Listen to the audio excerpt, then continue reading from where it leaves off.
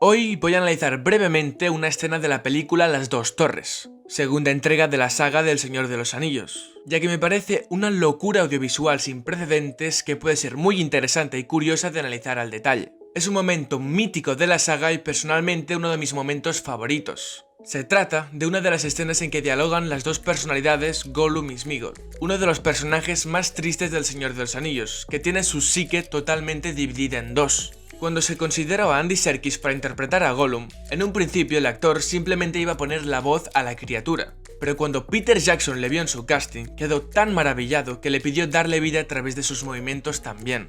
La creación digital es impresionante y todo un logro para la época.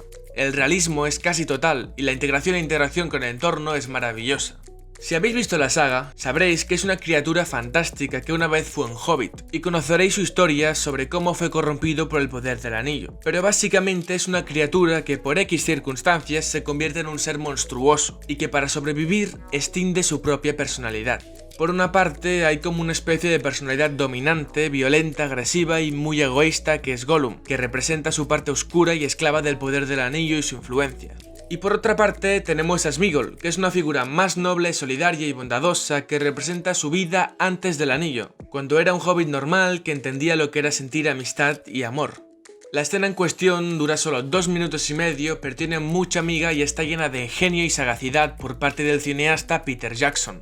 Nos encontramos en el segundo acto de la película. Sam y Frodo duermen en posesión del anillo, mientras las dos personalidades, Gollum y Sméagol, empiezan a dialogar entre ellas. Primeramente, vemos un plano donde Gollum habla dirigiéndose a Sméagol. Para mostrarnos la respuesta, la cámara se mueve y vemos desde otro eje el cambio de personalidad y cómo la expresión malévola de Gollum se convierte en la expresión bondadosa de Sméagol.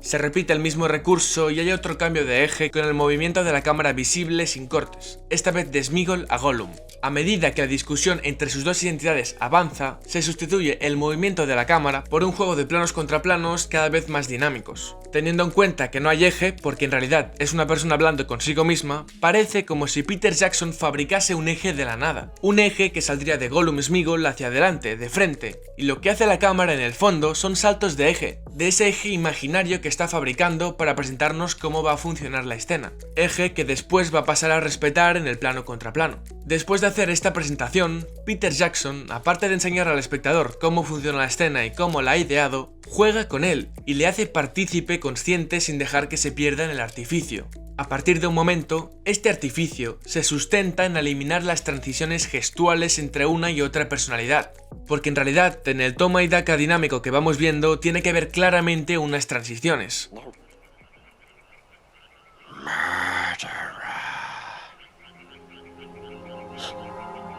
Go away.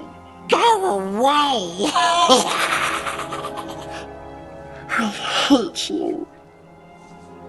I hate you. Where would you be without me? Ellen, I saved us. It was me.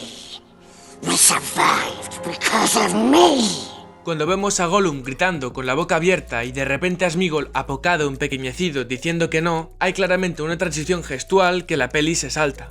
Y de hecho, hay un par de veces donde vemos realmente como un rastro de esas transiciones, donde Peter Jackson está compartiendo a través de este pequeño detalle los intríngulis del artificio que está poniendo en juego la escena. Es un cineasta súper consciente de lo que está haciendo. Estos pequeños movimientos de cabeza podrían haberlos filmado teniendo el guión. Sabiendo cómo lo iban a montar, simplemente haber filmado con Andy Serkis los planos no frontales, un poco ladeados porque no está mirando cámara y montarlo así.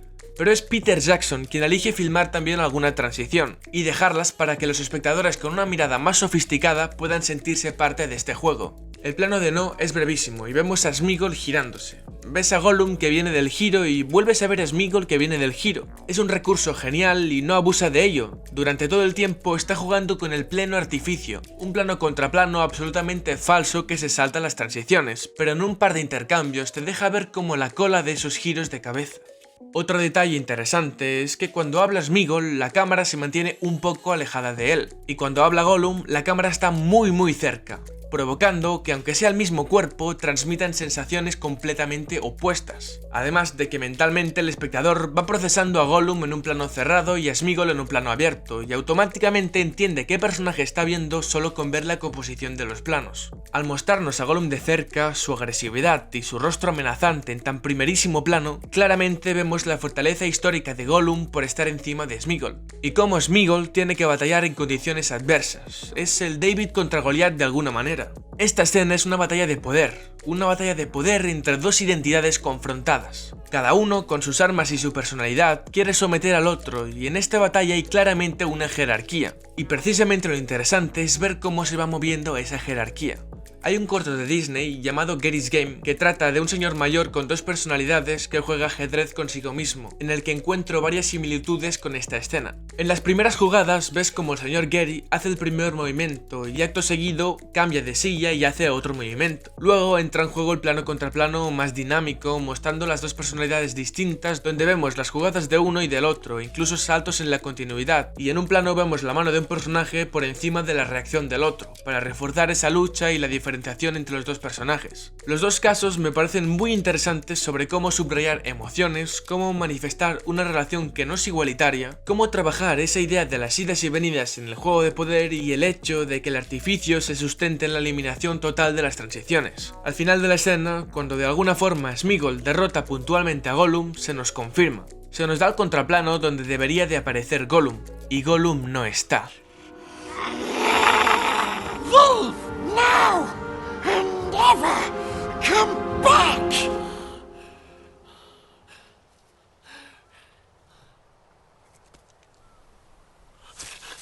Además, el plano se abre ingeniosamente para dar más vacío en torno al personaje. Si se nos mostrase demasiado cerca, no tendría tanta importancia el vacío, y el espectador podría confundirse respecto a cuál de las dos personalidades está viendo. Y nada, hasta aquí este pequeño análisis. Espero que os haya parecido interesante esta escena, cómo se nos presenta este ser con dos identidades, y cómo el director fabrica un eje para construir un plano contra plano ficticio, totalmente artificioso, donde se cumple la ley del raccord a partir de ese eje fantasma inexistente. Y eso es todo, mis panas. Esta escena me la pusieron en clase el otro día y me he visto obligado a hacerle un vídeo al respecto. Venga, dale a like, suscribiros y nos vemos en el próximo vídeo. Chao.